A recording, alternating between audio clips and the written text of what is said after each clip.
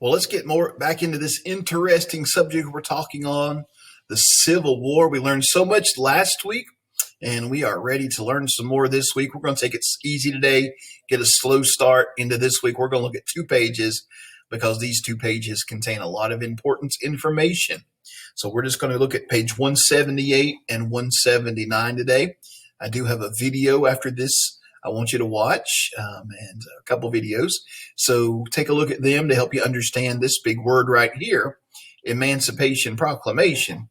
That's the first thing we're going to talk about. So remember, we just talked about some of the battles that were going on and how the Battle of Shiloh and then the Union Army had moved through Middle and West Tennessee and moved on down the Mississippi River and took over New Orleans. And now they're coming back up the river and taking over the cities along the river so that they can control the whole Mississippi River.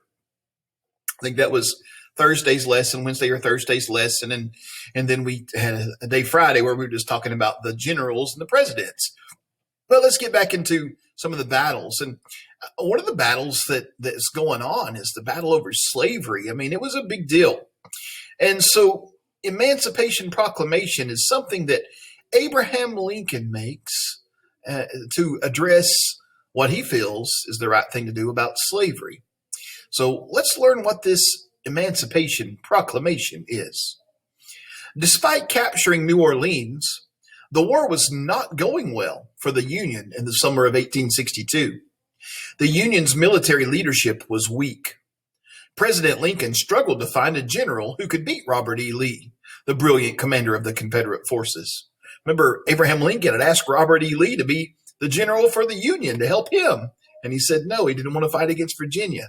And now Abraham Lincoln's trying to find a guy that could match him in military leadership.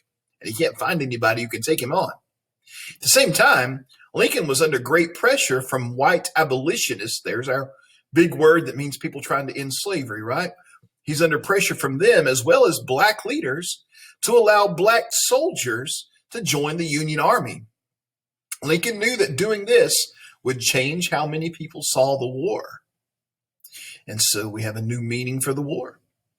Partly due to this pressure and partly to simply get soldiers, Lincoln decided to take a bold step. He would make ending slavery a Union goal in the war. So now that's a change because remember we said we read that Abraham Lincoln had said his goal was not to end slavery. He had no plans to end slavery, but he just didn't want it to go any farther. He didn't want it to spread any farther.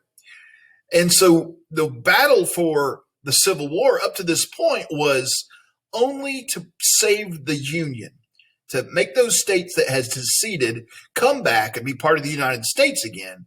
That was the initial plan for the war. But now he's changing his goal. He's changing the meaning, as it said, of the war.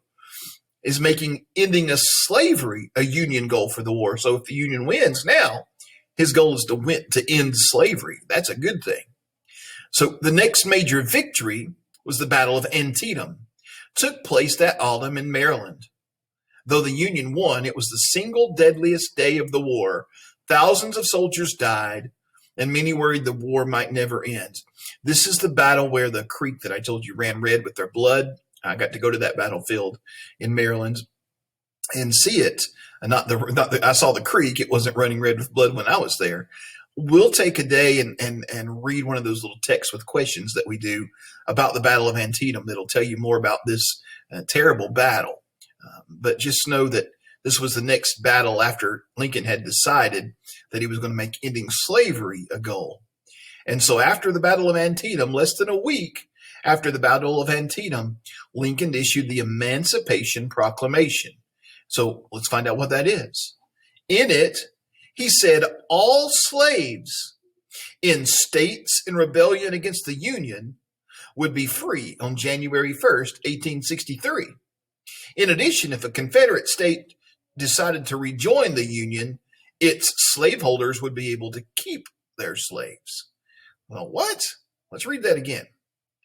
Any state in rebellion against the Union, all slaves in those states, all the Confederate states, they're free on January 1st, 1863. But if that state decided to rejoin the Union, the slaveholders could keep their slaves. So it's a little blackmail, isn't it? It's what it is. It's like, okay, all of you states who are fighting against us, you can't have slavery anymore. All of your slaves are free. Unless you come back and join the Union again and quit fighting against us, then you can keep your slaves. So what do you think? Was it a good plan? Was it a good strategy? Well, it's kind of like the southern states are going to say, you say my slaves are free, whatever. We're not even part of the United States, so whatever you says doesn't matter to me, Abraham Lincoln. So maybe it was a great step, and don't misinterpret what I'm saying. It's very important. It was Abraham Lincoln doing the first thing that he did to try to help slaves. And so it's an important document, the Emancipation Proclamation. And remember, it changed the strategy of the war, which is very important because now the soldiers in the North are not just fighting to make to make the people in the South come back and be part of the United States, but now they've got another goal, and that a goal that they can really believe in, and that's ending slavery. So now you've got people willing to fight to help the North so that they can end slavery. It's a long-term strategy. President Lincoln knew that freeing slaves in only the South would do nothing to stop the war in the short term. Instead, one of his goals was to open the door for black Northerners and escaped slaves to join in the war effort. After the Emancipation Proclamation, African Americans joined new regiments in large numbers. They eventually numbered more than 186,000 by the end of the war. So these African Americans in the North, 186,000 of them had eventually joined to help fight against the South. So that helped his army a lot, didn't it? To show them that he's willing to fight to end slavery. That got the African Americans excited. So, well, we'll help you do that. So they joined the army and began fighting. Here's Frederick Douglass's name again. Let's see what this little article says about Frederick Douglass in the Civil War. For the black writer and speaker Frederick Douglass, now remember, he's the abolitionist we studied about last week. The war had always been a battle to end slavery. At the beginning of the war, Douglass hoped for two things. First, he wanted the war to end slavery. Second, he wanted blacks to be allowed to enlist in the Northern Army. Douglass traveled across the country giving speeches that called for freedom. He met privately with President Lincoln on numerous occasions before and after the president issued the Emancipation Proclamation. On the night Lincoln issued the Emancipation Proclamation, Douglass wrote, "We were waiting and listening as for a bolt from the sky. We were watching by the dim light of the stars for the dawn of a new day. We were longing for the answer to the pleading prayers of centuries."